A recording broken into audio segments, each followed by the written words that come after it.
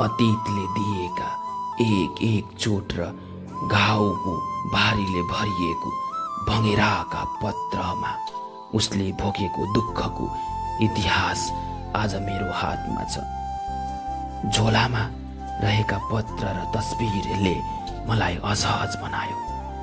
रगतले लतपत भएको पत्रहरूमा एउटा पत्र मैले उठाए। भँगेरीको तस्बिर टाँसिएको त्यो पत्रमा लेखिएको रहेछ, प्रिय भँगेरी, कहाँ छौ तिमी?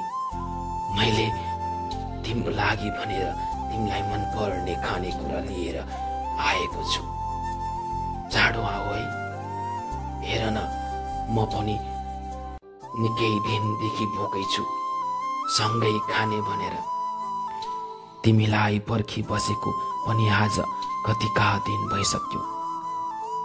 बाआमाले मलाई गाली गरिरहनु भएको छ।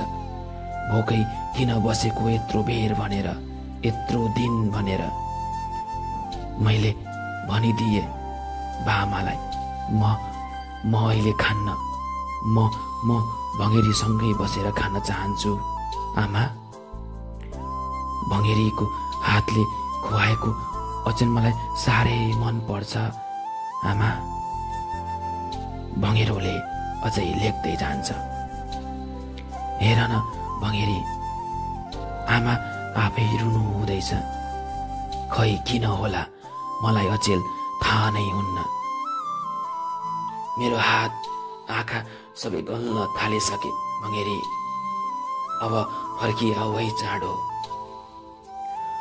पत्रसँगै रहेको सानो पोकोमा भँगेरीलाई मनपर्ने खानेकुरा राखिएको रहेछ। पोको खोलेर हेरेको मात्र थिए, त्यहाँबाट ढुङढुङती बनाउने बास्ना आयो। अनि सोचे मैले, कति दिन, कति महिना र कति वर्ष अगाडिको पत्र रोदन रहेछ भनेर। आँसुको कुनै मोल हुँदो हो भने आज भँगेरा संसारकै धनी हुँदो हो। तर आँसु मात्र एक पानीको थोपा रहेछ भँगेरीको लागि। भँगेराको सारा जीवन, सपना र जीवनको उताप चढाव मात्र भँगेरीको रहेछ। भँगेराको हात समाई सोधे, तपाईँ किन अझैसम्म भँगेरीको पर्खाइमा बस्नु भएको?